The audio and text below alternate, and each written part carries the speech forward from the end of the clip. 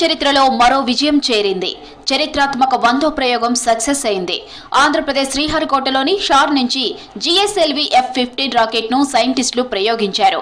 ఈ rocket NVS-02 satellite ని తీసుకొని నింగిలోకి దూసుకెళ్లింది. ఉపగ్రహం విజయవంతంగా కక్షలోకి ప్రవేశించింది.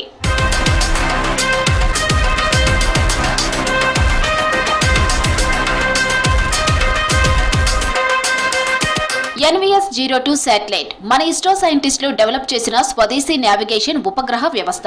దీని బరువు 2250 కిలోలు. ఇది కొత్త తరం నావిగేషన్ ఉపగ్రహాల్లో రెండవది. ఇస్రో అధిపతిగా బాధ్యతలు చేపట్టిన వి నారాయణ్ కు ఇది మొదటి ప్రయోగం కావడంతో ఆయన స్వయంగా అన్ని ప్రక్రియలను దగ్గరుండి మరీ పర్యవేక్షించారు.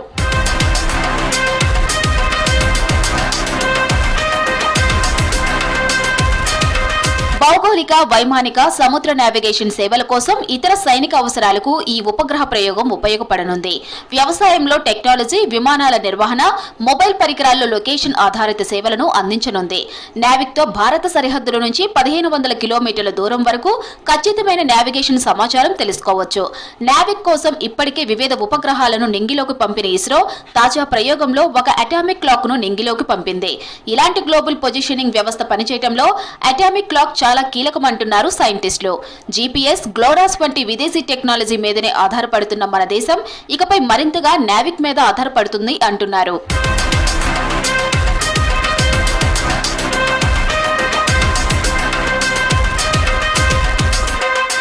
NVS-02 ఉపగ్రహం 10 ఏళ్ల పాటు సేవలు అందించనుంది. విక్రమ్ సారాభాయ్ హయాం నుంచి ఇస్రో విజయ పరంపర కొనసాగుతూ వస్తుంది. ఇప్పటి వరకు శ్రీహరికోట వేదికగా 100 ప్రయోగాలు జరిగాయి. 100 ప్రయోగాల్లో 548 శాటిలైట్లను కక్షలోకి పంపించారు. 3 Chandrayaan, Mars orbiter, Aditya, SRA మిషన్లు చేపట్టారు.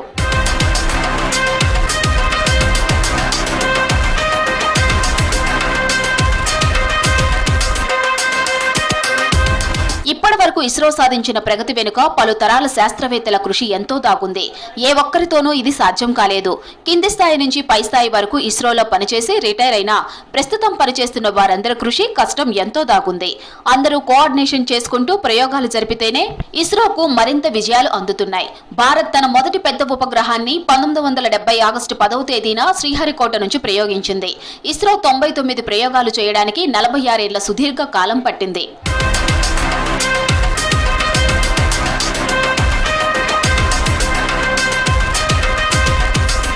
ఈ ఏడాది ప్రారంభంలోనే ఇస్రో మరో సరికొత్త చరిత్ర సృష్టించింది.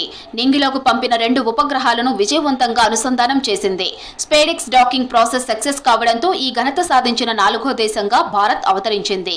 గత ఏడాది డిసెంబర్ 30న తిరుపతి జిల్లాలోని సతీష్ ధావన్ స్పేస్ సెంటర్ నుంచి పోలార్ శాటిలైట్ లాంచ్ వెహికల్ C-60లో జంట ఉపగ్రహాలను ఇస్రో నింగిలోకి పంపింది. ప్రయోగ వేదిక నుంచి PSLV బయలుదేరిన 15 నిమిషాల 9 సెకండ్లకు స్పేడెక్స్ 1B, 15 నిమిషాల 12 సెకండ్లకు స్పేడెక్స్ 1A రాకెట్ నుంచి విడిపోయాయి. ఆ తర్వాత వీటి డాకింగ్ కోసం 3 సార్లు ప్రయత్నించగా పలు కారణాల వల్ల వాయిదా పడుతూ వచ్చింది. చివరకు మరోసారి వీటి అనుసంధాన ప్రక్రియను చేపట్టారు. ఈ క్రమంలోనే 2 ఉపగ్రహాల మధ్య దూరాన్ని 15 మీటర్ల నుంచి 3 మీటర్లకు తీసుకువచ్చారు. అక్కడ ఉపగ్రహాలను హోల్డ్ చేసి డాకింగ్ ను మొదలు పెట్టడంతో సక్సెస్ అయింది. ఇప్పటి వరకు చైనా, రష్యా, అమెరికా మాత్రమే అంతరిక్షంలో 2 ఉపగ్రహాలను అనుసంధానం చేస్తున్నాయి. తాజా ప్రయోగంతో ఈ తరహా టెక్నాలజీలో భారత్ కూడా వాటి సరసన చేరింది.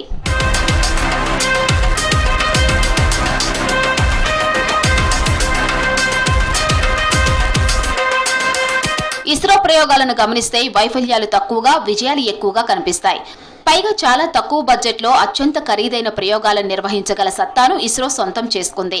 అంతరిక్ష సాంకేతిక పరిజ్ఞానం కోసం ఇతర దేశాలపై ఆధారపడకుండా పూర్తి స్వతంత్రంగా ఇస్రో ఎదిగింది.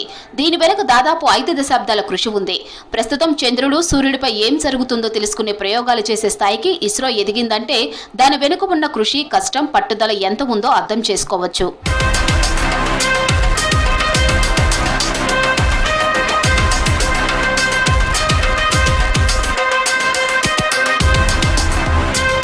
గత ఏడాది జనవరిలో ఇస్రో చేపట్టిన reusable launch vehicle landing experiment సామర్థ్యాన్ని పరీక్షించే ప్రయోగం 3వసారి విజయవంతమైంది.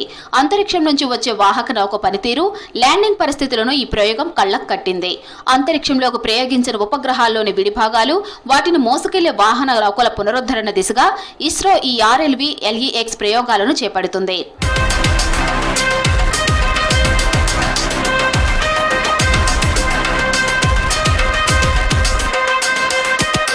భారతదేశ అంతరిక్ష సాంకేతిక సామర్థ్యాలు వరుసగా ప్రపంచం ముందు ఆవిష్కృతమవుతున్నాయి. చంద్రుడి మీద జరుగుతున్న ప్రయోగాలు, సూర్యుడిపై చేస్తున్న పరిశోధనలు మన దేశ ఖ్యాతిని మరింత పెంచుతున్నాయి. అగ్రరాజ్యం అమెరికాతో పాటు రష్యా, జపాన్, చైనా వంటి దేశాలతో పోటీ పడుతుంది. త్వరలో నిర్వహించబోతున్న గగనయాన్, శుక్రయాన్ యాత్రలు భారత శాస్త్రజ్ఞుల నిబద్ధతను చాటుతున్నాయి.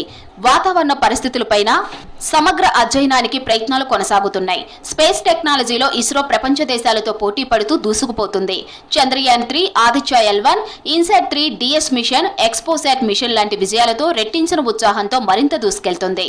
భవిష్యత్తులో మరిన్ని యాత్రలకు సిద్ధమవుతుంది.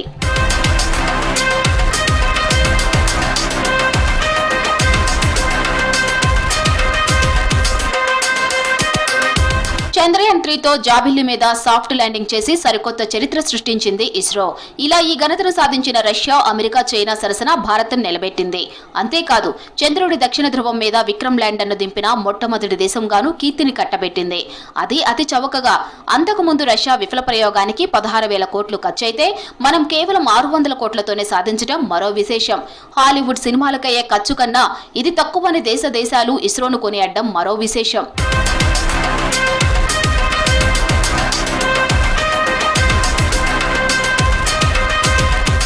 చంద్రయాన్ 3 ఊపులోనే ఇస్రో ఆదిత్య L1 ను విజయవంతంగా ప్రయోగించి మరో చరిత్ర సృష్టించింది.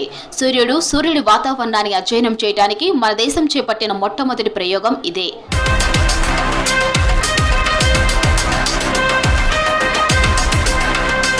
ఒకనాటి లక్ష్యం ఉన్నంతం సాకారం కాని ఫలితం. అయినా భవిష్యత్తుపై తరగని నమ్మకం ఈనాటి విజయం.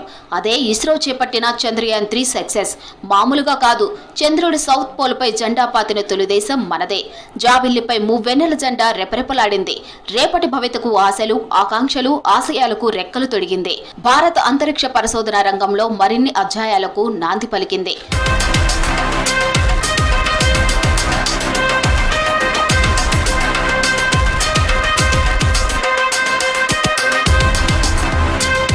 ఇస్రో చేపట్టిన కొన్ని ప్రయోగాలు ఫెయిల్ అయ్యాయి. దీనికి చాలా కారణాలే ఉన్నాయి. ఎక్కడైతే పడిన చోటే లేచి గెలవాలని అంటారో మన ఇస్రో కూడా అదే చేసింది. ప్రయోగం ఎందుకు ఫెయిల్ అయ్యింది, దీనికి అసలు మూల కారణాలేంటి అని విశ్లేషించుకొని ఎన్నో ప్రయోగాలు చేపట్టి ఆ తర్వాత సక్సెస్ సాధిస్తూ దూసుకెళ్లింది. ఎంతో డబ్బు ఖర్చు పెట్టి జరిపిన ప్రయోగాలు సక్సెస్ కాకపోయినా ఇస్రో నిరాశపడలేదు, కుంగిపోలేదు. రెట్టించిన ఉత్సాహంతో మరింత వేగంగా అహర్నిశలు కష్టపడి కొత్త ప్రాజెక్టులను చేపట్టింది. ఇవన్నీ సక్సెస్ ఖాతాలో వేసుకొని మువ్వెన్నెల జెండా రెపరెపలాడిస్తుంది. అగ్రదేశాలకు ధీటుగా మన ఇస్రో గొప్పగా ఎదుగుతుంది.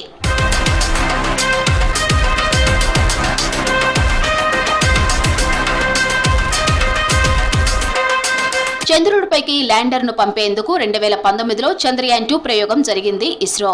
చివరి నిమిషంలో క్రాష్ ల్యాండ్ కావడంతో ప్రయోగం విఫలమైంది. ఏళ్ల తరబడి శాస్త్రవేత్తల బృందం రాత్రింబవళ్లు కష్టపడి భవిష్యత్ తరాల కోసం కన్న కలలు నిజమైనట్టే అయ్యి ఆఖరి నిమిషంలో ఆశలు ఆవిరయ్యాయి. ఆ సమయంలో ఇస్రో చైర్మన్ శివన్ కన్నీరు పెట్టుకోవడం యావత్ దేశ ప్రజల్ని ఉద్వేగానికి గురిచేసింది. అయితేనేం ఓ వైఫల్యం నుంచి పాఠాలు నేర్చుకొని విజయ సూత్రం తెలుసుకున్న ఇస్రో రెండో ప్రయత్నంలో జాబిల్లిపై భారత్ జెండా ఎగరవేసింది. చంద్రయాన్ 2లో జరిగిన తప్పులు, పొరపాట్లను పర్ఫెక్ట్ గా ఫిక్స్ చేశారు. ఆ తర్వాత చంద్రయాన్ 3తో సరికొత్త చరిత్ర సృష్టించారు.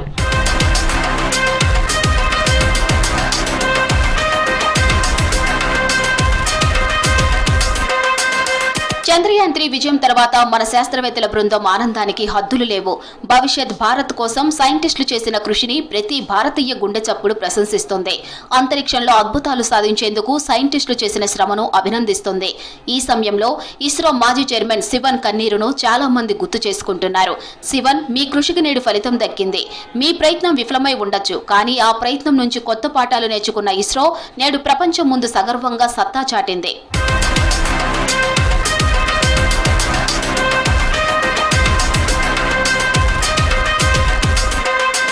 వాస్తవానికి అందరికీ ఒక డౌట్ ఉంటుంది. చాలా ప్రయోగాలను శ్రీహరికోట నుంచి ఎందుకు ప్రయోగిస్తారనే అనుమానం ఉంటుంది. దీనికి చాలా కారణాలు ఉన్నాయి. రాకెట్ ప్రయోగాలకు శ్రీహరికోటను ఎంపిక చేయడానికి ప్రధానంగా 4 కారణాలు చెప్పుకోవచ్చు. అందులో ఒకటి భూమధ్య రేఖకు శ్రీహరికోట దగ్గరగా ఉండటం. ఇక్కడ నుంచి రాకెట్ ప్రయోగిస్తే పైసా ఖర్చు లేకుండా దానికి సెకనుకు 0.4 కిలోమీటర్ల అదనపు వేగం వస్తుంది. భూభ్రమణం వల్ల రాకెట్కు గంటకు 1440 కిలోమీటర్ల అదనపు వేగం కలిసొస్తుంది. భారత్లో శ్రీహరికోట, ఫ్రెంచ్ గయానా గయానాలో కౌరు, అమెరికాలో ఫ్లోరిడా కెనడీ స్పేస్ సెంటర్లు భూమధ్యరేఖకు సమీపంగా ఉన్నాయి. అందుకే వేల కిలోమీటర్ల దూరంలో ఉన్న ఫ్రెంచ్ గయానాలో కౌరు స్పేస్ స్టేషన్ నుంచే యూరప్ దేశాలు రాకెట్లను ప్రయోగిస్తున్నాయి.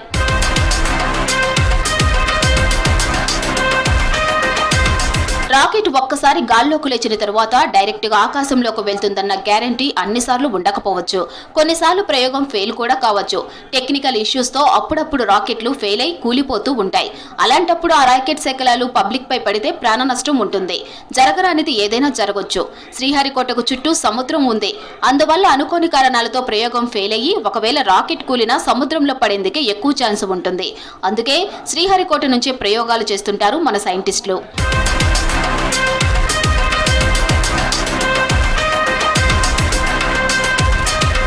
చాలా రాకెట్ ప్రయోగాలకు వెదర్ కండిషన్ బాగుండాలి. లేదంటే ప్రయోగం ముందుకు సాగదు. ఎక్కువ వర్షపాతం ఉండకూడదు. ఎండలు ఎక్కువగా ఉండకూడదు.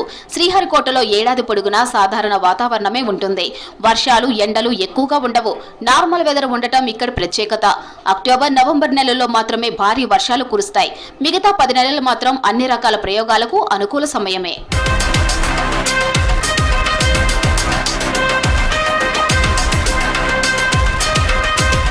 రాకెట్ ప్రయోగం సమీపంలో భూమి తీవ్రంగా కంపిస్తుంది. దాన్ని తట్టుకునేలా భూమి అత్యంత దృఢంగా ఉండాలి. శ్రీహరికోటలో భూమి రాళ్లతో చాలా స్ట్రాంగ్ గా ఉంటుంది. రాకెట్ ప్రయోగ కేంద్రం ఏర్పాటుకు శ్రీహరికోట ఒక ఆప్షన్ కాదు, భారత్కు ఉన్న అరుదైన అవకాశం కూడా అని చెప్పవచ్చు. శ్రీహరికోటను మించిన ప్రదేశం మరొకటి భారతదేశంలో లేదు. అందుకే ఈ ప్రాంతం రాకెట్ ప్రయోగాలకు వేదికగా మారింది. వాస్తవానికి అంతరిక్ష పరిశోధన ప్రయోగ కేంద్రాన్ని మొదటి కేరళ రాష్ట్రంలోని తుంబలో ఏర్పాటు చేశారు. ముందుగా రాకెట్ల ప్రయోగ కేంద్రంగా ఉన్న తుంబ ఆ తర్వాత పూర్తిస్థాయి రాకెట్ నిర్మాణ కేంద్రంగా మారింది.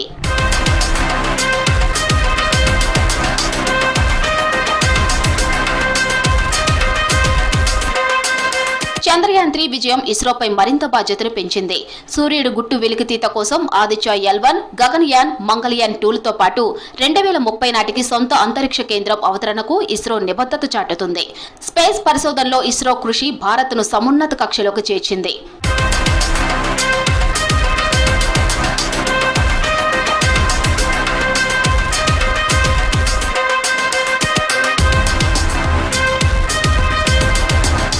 మన భారత ఇస్రో చేపడుతున్న ప్రయోగాలు వరుసగా సక్సెస్ కావడంతో మన దేశ సత్తా ప్రపంచ దేశాలకు తెలిసొచ్చింది. అంతకుముందు మన అంతరిక్ష పరిశోధనల గురించి ఎన్నో దేశాలు, ఎన్నో అంతర్జాతీయ దినపత్రికలు ఎగతాళి వ్యాఖ్యలు రాశాయి. భారతీయ శాస్త్రవేత్తలను చేతకాని వారిగా పరిగణించాయి. కానీ ఇప్పుడు మన దేశం సత్తా చాటుతోంది. అయితే ఈ విజయాలు ఇప్పటికిప్పుడు వచ్చినవి కావు. ఒక్క మాటలో చెప్పాలంటే ఇస్రో కష్టం ఈనాటిది కాదు.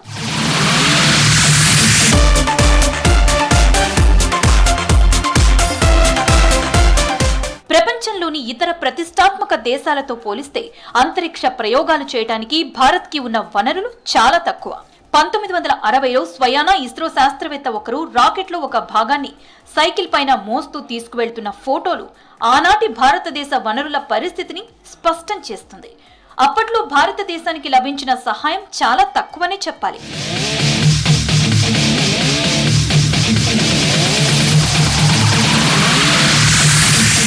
ఇస్రో వరుస విజయాల వెనుక చాలా చరిత్రే దాగుంది. ఈ సంస్థ ఇక్కడి వరకు చేరుకోవడానికి 60 సంవత్సరాల క్రితమే తన ప్రయాణం మొదలుపెట్టింది. ఎన్నో సవాళ్లు, మరెన్నో ప్రతి సవాళ్లు ఎదుర్కొంటూ ఇన్నేళ్లకు చందమామను అందుకోగలిగింది. ఇప్పుడు సూర్యుడి వైపు వడివడిగా అడుగులు వేస్తోంది. ఇస్రో చరిత్ర 1960లలో స్వతంత్ర భారతదేశం ఎన్నో సవాళ్లు ఎదుర్కొంటున్న సమయంలో మొదలైంది. 1957 అక్టోబర్ 4వ తేదీన అప్పటి సోవియట్ యూనియన్ అంతరిక్షంలోకి మొదటి ఉపగ్రహ స్పుత్నిక్ ను ప్రయోగించడంతో ప్రపంచం దృష్టి అంతరిక్ష పరిశోధన వైపు మళ్లింది. ఆ సమయానికి మనకు స్వాతంత్ర్యం వచ్చి కేవలం 10 ఏళ్లే అవుతోంది. దేశం ఎన్నో ఇబ్బందుల్లో ఉంది. అయినా మన ఫోకస్ స్పేస్ ప్రయోగాలపై పడింది. ఇంకేముంది, అనుకున్నది తడవుగా మెల్లమెల్లగా అడుగులు వేస్తూ ప్రయోగాలు మొదలుపెట్టింది.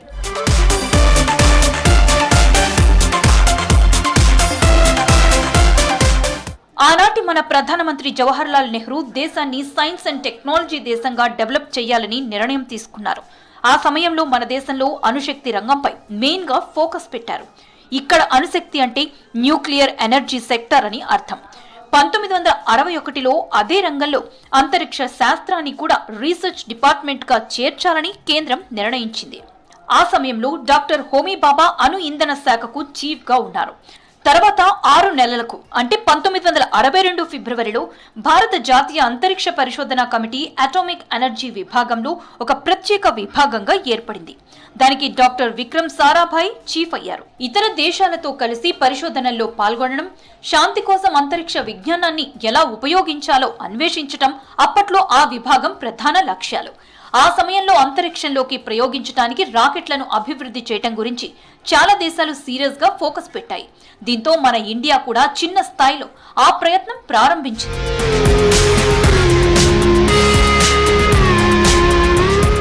1963లో అమెరికా నాసా మనకు నైక్ అపాచీ రాకెట్ ను ఇవ్వడానికి ముందుకొచ్చింది.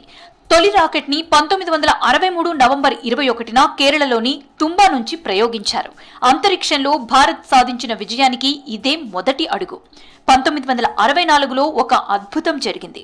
అమెరికా ప్రయోగించిన ఉపగ్రహం ద్వారా అమెరికా అంతటా టోక్యో ఒలింపిక్స్ ప్రత్యక్ష ప్రసారం చేశారు. అంతరిక్ష పరిశోధనలో పెట్టుబడి పెట్టడం వల్ల మానవాళి సమస్యను నిజంగా పరిష్కరించవచ్చని ఆ క్షణంలోనే గుర్తించారు. ఆ తర్వాత రష్యా నుంచి M100 రాకెట్లు, ఫ్రాన్స్ నుంచి సెంటర్ రాకెట్లను దిగుమతి చేసుకుని ప్రయోగించింది మన భారత్. 1965లో తుంబాలో space science and technology centre ని ఏర్పాటు చేశారు. Rocket research and development group ఏర్పడింది. ఈ విభాగాలు రాకెట్ ప్రయోగం, ఉపగ్రహాలకు ప్రతి దశలోనూ అవసరమైన టెక్నాలజీని అభివృద్ధి చేశాయి.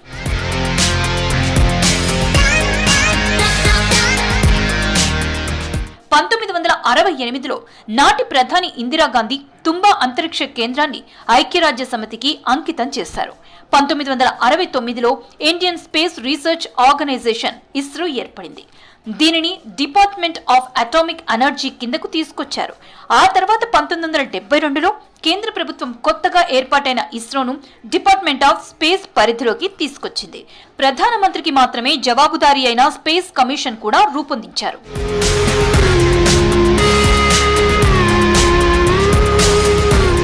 జవహర్ లాల్ నెహ్రూ ప్రధానమంత్రిగా ఉన్న సమయంలో భారతదేశ అంతరిక్ష పరిశోధన యాత్ర ప్రారంభమైనప్పటికీ దానికి బలమైన పునాదులు వేసింది మాత్రం ఇందిరాగాంధీనే.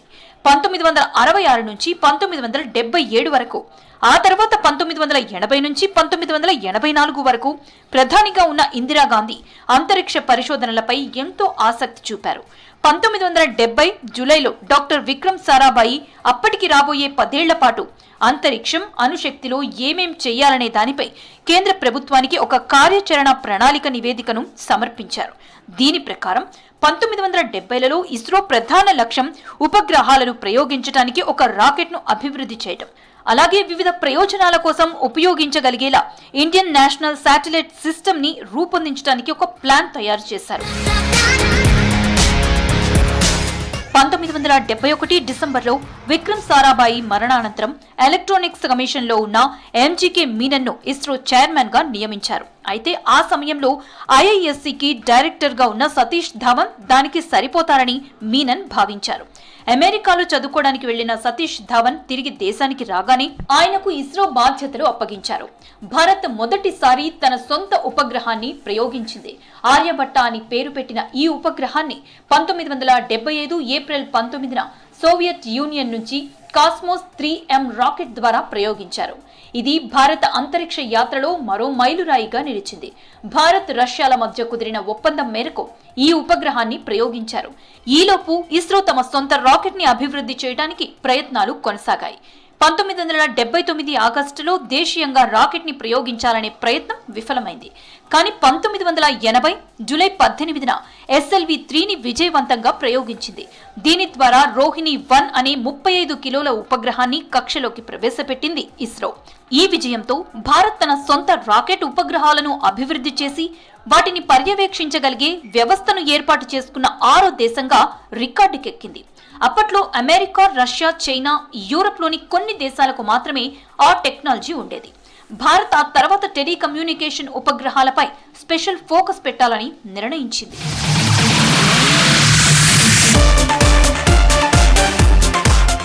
1981 జూన్ 19న ఏరియన్ ప్యాసింజర్ పెలోడ్ ఎక్స్పెరిమెంట్ అనే ప్రయోగాత్మక టెలికమ్యూనికేషన్ ఉపగ్రహాన్ని అంతరిక్షంలోకి ప్రవేశపెట్టారు. ఈ సమయంలో ఇస్రో నిర్వహణ నిర్మాణం కూడా మారిపోయింది. రాకెట్ల నిర్మాణానికి, ప్రయోగించటానికి, ఉపగ్రహాల నిర్మాణానికి డైరెక్టర్లను నియమించారు. ఇది ప్రతి విభాగం వేరువేరుగా త్వరగా పనిచేసే వీలు కల్పించింది. సతీష్ ధావన్ ఇస్రో చైర్మన్ గా ఉన్న సమయంలో 1972 నుంచి 1984 మధ్యలో ఇస్రో సంస్థ చాలా అభివృద్ధి సాధించింది. అదే సమయంలో భారత్ అంతరిక్ష పరిశోధనలో ముఖ్యమైన దేశంగా మారింది. సతీష్ ధావన్ ఇస్రోలో ఎక్కువ కాలం పనిచేసిన చీఫ్ గా రికార్డులకెక్కారు. 1983 నాటికి రాకెట్ల ద్వారా 40 కిలోల బరువున్న ఉపగ్రహాలను ప్రయోగించగలమని భారత్ నిరూపించింది. అయితే అది సరిపోదని కొద్ది రోజుల్లోనే అర్థమైంది. దాంతో 150 కిలోల ఉపగ్రహాలను మోసుకు వెళ్లే లాంచింగ్ వెహికల్స్ తయారు చేయాలని ఇస్రో నిర్ణయించింది. అభివృద్ధి చేసిన augmented satellite launching vehicle ASLV ద్వారా 150 కిలోల బరువున్న ఉపగ్రహాలను 400 కిలోమీటర్ల ఎత్తులో కక్షలోకి ప్రవేశపెట్టడానికి ప్రయత్నాలు ప్రారంభించారు. అయితే 1987, 1988లో ఈ ప్రయోగాలు విఫలమయ్యాయి.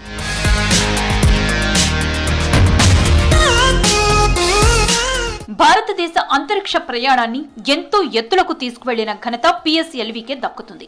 1993 సెప్టెంబర్ 20న ప్రయోగించిన మొదటి PSLV విఫలమైనప్పటికీ 1944 అక్టోబర్లో ప్రయోగించిన PSLV విజయవంతమైంది. PSLV తర్వాత 25 ఏళ్ల పాటు ఇస్రోకు అత్యంత విశ్వసనీయమైన లాంచింగ్ వెహికల్ గా మారింది. దాదాపు 95% PSLV రాకెట్లు తమ మిషన్లను విజయవంతంగా పూర్తి చేశాయి. ఇక్కడ PSLV సాధించిన 3 విజయాలను ప్రత్యేకంగా ప్రస్తావించాలి. ఒకటి 2008లో చంద్రుడిపైకి ప్రయోగించిన చంద్రయాన్-1, రెండోది 2013లో ప్రారంభించిన మాస్ ఆర్బిటర్ స్పేస్ క్రాఫ్ట్, మూడోది 2017 ఫిబ్రవరిలో 104 ఉపగ్రహాలను ఒకేసారి ప్రయోగించడం. ఇస్రో తాజా విజయాలతో సరికొత్త వ్యాపార అవకాశాలకు దారులు తెరుచుకుంటున్నాయి. దీనివల్ల భారీగా విదేశీ మారక ద్రవ్యాన్ని సంపాదించడంతో పాటు పెద్ద సంఖ్యలో ఉద్యోగ అవకాశాలు లభించబోతున్నాయి. అంతరిక్ష శాస్త్ర సాంకేతిక పరిజ్ఞానం, ఉత్పత్తి, ప్రయోగాల్లో ప్రైవేటు రంగానికి విస్తృత భాగస్వామ్యం కల్పించడంతో పాటు అంకుర సంస్థలను ప్రోత్సహిస్తే అంతరిక్ష వాణిజ్యంలో క్రియాశీల శక్తిగా భారత్ ఎదిగే అవకాశం ఉందంటున్నారు మన సైంటిస్టులు. 2035 నాటికి అంతరిక్ష కేంద్రాన్ని ఏర్పాటు చేయాలనే సన్నాహాల్లో నిమగ్నమైంది మన భారత ఇస్రో. 2040 నాటికి చంద్రుడిపైకి తొలి భారతీయుణ్ణి పంపించటం, శుక్రగ్రహం కక్షలో ఉపగ్రహాన్ని ప్రయోగించటం, అంగారక గ్రహంపై దిగడం వంటి పెద్ద పెద్ద లక్ష్యాలను నిర్దేశించుకొని ఇస్రో నిరంతరాయంగా పనిచేస్తోంది. అంతరిక్ష వాణిజ్యంలో సింహ భాగాన్ని కైవసం చేసుకోవటం మరొక ప్రధాన లక్ష్యం. ఇస్రో శక్తి సామర్థ్యాల్ని గుర్తించిన వివిధ దేశాలు తమ ఉపగ్రహాలను అంతరిక్షంలో ప్రవేశపెట్టాలని మన దేశాన్ని కోరుతున్నాయంటే మన దేశం సత్తా ఏంటో అర్థమవుతోంది. ప్రస్తుతం భారత అంతరిక్ష ఆర్థిక వ్యవస్థ విలువ దాదాపు $840 కోట్ల. ప్రపంచ అంతరిక్ష ఆర్థిక వ్యవస్థలో మన వాటా 2%. 2030 నాటికి దీన్ని 9%కి పెంచుకునే అవకాశం ఉంది. ఇది సుసాధ్యం కావాలంటే ప్రైవేటు రంగానికి తగిన భాగస్వామ్యం కల్పించాలని కోరుతున్నారు. కొంతకాలం క్రితం ఆవిష్కరించిన నూతన అంతరిక్ష విధానం వల్ల ప్రైవేటు రంగ దిగ్గజ సంస్థలు అంతరిక్ష రంగంలో వ్యాపార కార్యకలాపాలు నిర్వహించేందుకు అవకాశం కలిగింది. అంతేకాకుండా అంతరిక్ష అంకుర సంస్థలు పెద్ద సంఖ్యలో ఏర్పాటై వివిధ రకాలైన ఉపకరణాలు, సాంకేతిక పరిజ్ఞానాన్ని ఆవిష్కరించడంపై ఫోకస్ పెట్టాయి. అయితే భవిష్యత్తు అవసరాలకు ఈ సన్నద్ధత సరిపోదు. ముందుగా సమర్థ మానవ వనరులను అభివృద్ధి చేసుకోవాలి. పెద్ద ఎత్తున అంతరిక్ష ప్రయోగాలు చేపట్టడానికి కేంద్ర ప్రభుత్వం సరైన నిధులు కేటాయించాలి. ప్రైవేటు రంగం సైతం పరిశోధనలు, అభివృద్ధి, అంతరిక్ష ప్రయోగాల్లో క్రియాశీలక పాత్ర పోషించేలా ప్రోత్సహించాలి. అప్పుడే దేశీయ అవసరాలను తీర్చడంతో పాటు అంతర్జాతీయ అంతరిక్ష వాణిజ్య విభాగంలో క్రియాశీలక శక్తిగా ఇండియా ఎదగలుగుతుంది.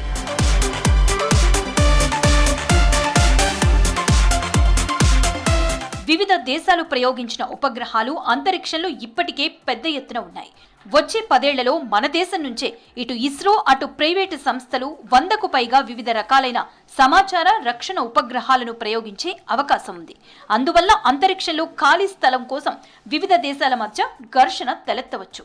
పైగా ఒక దేశం ఉపగ్రహాలపై మరొక దేశం దాడి చేసి ధ్వంసం చేసే సందర్భాలు సైతం రావచ్చు. వీటిని నిరోధించేందుకు అన్ని దేశాలు కృషి చేయాలి. ముఖ్యంగా అంతరిక్షంలో కాలం చెల్లిన ఉపగ్రహాలు, రాకెట్ల విడిభాగాలను తొలగించేలా చూడాలి. దీనికి సంబంధించిన వ్యాపారం రాబోయే రోజుల్లో జోరందుకుంటుందన్న విశ్లేషణలు వినిపిస్తున్నాయి.